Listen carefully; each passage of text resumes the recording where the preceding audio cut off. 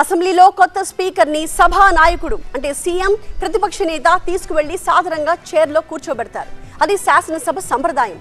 మరి ఏపీలో ఆ ఆనవాయితీ ఇప్పుడు కొనసాగుతుందా? ఇవాళ సభలో ఏం జరగబోతోంది? అదే ఉత్కంఠ రేపుతోంది. ఇప్పుడు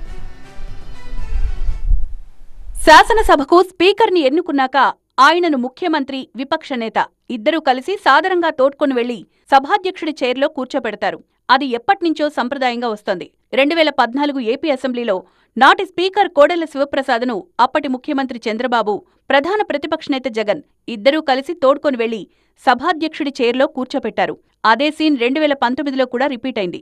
అప్పటి ఏపీ అసెంబ్లీలో స్పీకర్గా ఎన్నికైన తమ్మినేని సీతారాంను కూడా నాటి సీఎం జగన్, ప్రధాన ప్రతిపక్ష నేత చంద్రబాబు సాదరంగా తోడ్కొని వెళ్లి సభాధ్యక్ష స్థానంలో కూర్చోబెట్టారు. మరి ఈసారి కూడా అదే సీన్ రిపీట్ అవుతుందా? సీఎం చంద్రబాబు, విపక్ష నేత వైఎస్ జగన్ ఇద్దరూ కలిసి ఏపీ అసెంబ్లీ స్పీకర్గా ఏకగ్రీవంగా ఎన్నికైన అయ్యన్న పాత్రుని తీసుకువెళ్లి సభాధ్యక్ష స్థానంలో కూర్చోపెట్టే సీన్ చూడగలుగుతామా? అదే ఇప్పుడు ఉత్కంఠ రేపుతోంది.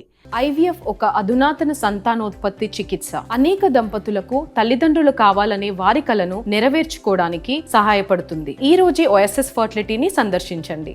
ఇక శాసనసభలో ఎమ్మెల్యేగా ప్రమాణం చేసిన వెంటనే సభ నుంచి వెళ్లిపోయారు జగన్. వైఎస్ జగన్మోహన్ అనే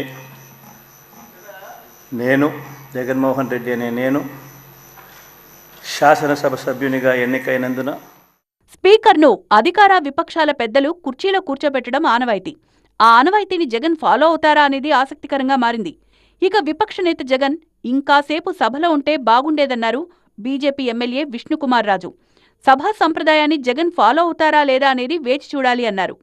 గౌరవనీయులైన మాజీ ముఖ్యమంత్రి వర్యులు జగన్మోహన్ రెడ్డి గారు కూడా రావటం జరిగింది. ఆయన వచ్చి కాసేపు ఇంకా ఎక్కువసేపు ఉంటే బాగుండేది. బట్ ఏదైనా రేపైనా వస్తారో లేదో స్పీకర్ గారికి ప్రమాణ స్వీకారం చేసేటప్పుడు టెక్నికల్గా అపోజిషన్ పార్టీ వాళ్ళు కూడా వచ్చి వారు కూడా స్పీకర్ గారిని కూర్చోబెట్టడము అనేది ఒక సాంప్రదాయం వస్తుంది.